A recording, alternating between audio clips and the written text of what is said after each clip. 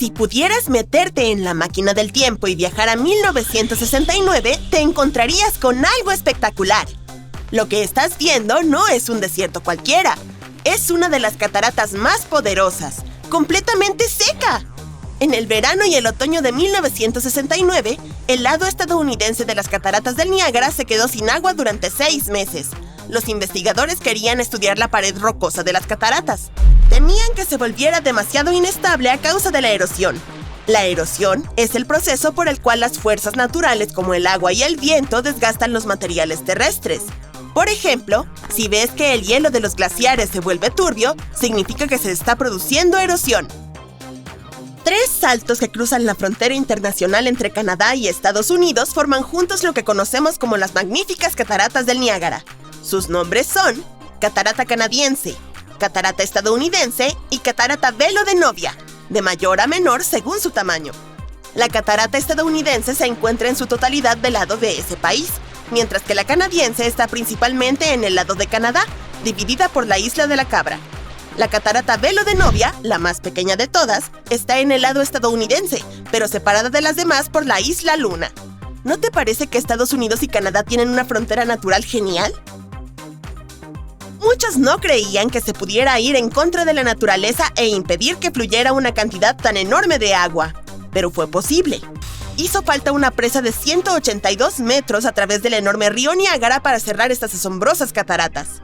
Esto significa que tuvieron que desviar 272,000 litros de agua cada segundo para que el caudal restante pasara por encima de las cataratas canadienses, las más grandes. Para construir esa presa se utilizaron más de 27,000 toneladas de roca, y más de 1,000 camiones transportaron esa roca en el caluroso verano del 69. El 12 de junio, las cataratas estadounidenses se detuvieron luego de haber fluido durante más de 12,000 años. Entonces, las cataratas canadienses tomaron el caudal extra y lo absorbieron para que pudiera realizarse la investigación. Pero los lugareños estaban preocupados. Sabían que no era posible controlar tales cantidades de agua. Temían que el agua tomara otra ruta y provocara una inundación catastrófica. Les preocupaba que los turistas dejaran de venir si los equipos no conseguían que la cascada volviera a fluir como antes.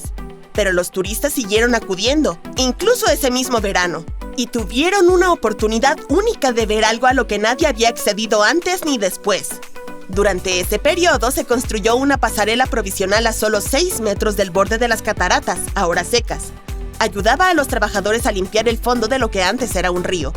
Así, los turistas podían ir allí y explorar el paisaje salvaje de las cataratas que normalmente estaba bajo el agua, hostil e inaccesible para los visitantes.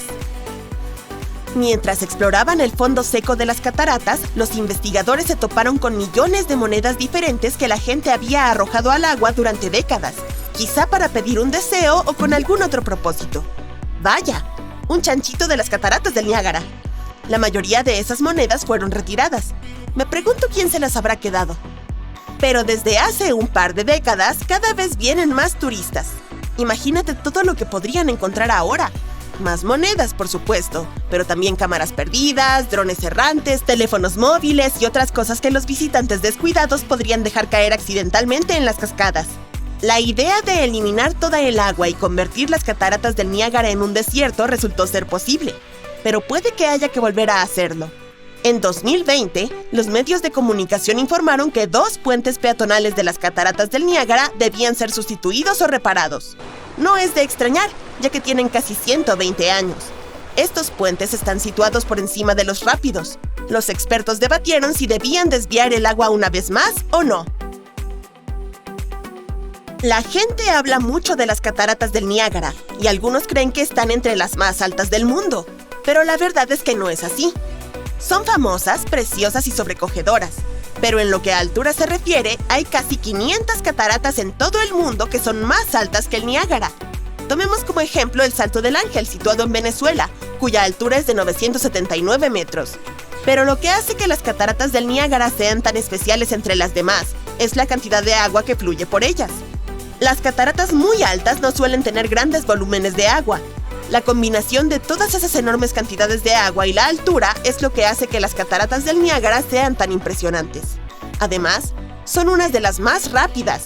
El río Niágara apareció tras la última edad de hielo, junto con toda la cuenca de los Grandes Lagos, de la que forma parte. Hace 18.000 años, esta impresionante catarata no existía. Grandes capas de hielo cubrían la zona del sur de Ontario.